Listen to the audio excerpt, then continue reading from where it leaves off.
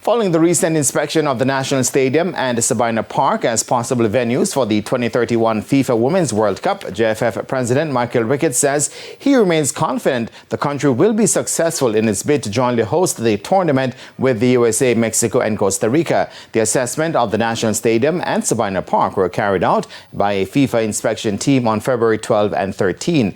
In a latest update, Ricketts explained why he's confident Jamaica will be successful in its bid to co-host the tournament. We have not gotten an official document from them, not yet. But we had some discussions with Minister Grange and her team, her two permanent secretaries and staff members, the day after those visits. And having looked at a video, some footages from the contractors that will be doing the stadium, they seem to have been convinced that we'll be ready. In fact, the contractors have committed to completing the process by 2029, which would give us maybe 2 clear years going into the World Cup in 2031.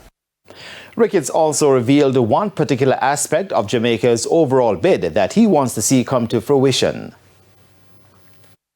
I do believe with some level of confidence that we will be ready. The stadium will be spanking, almost brand new.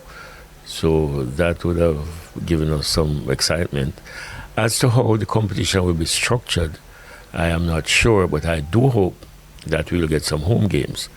Because, I mean, when we started the discussion, that was foremost in my mind.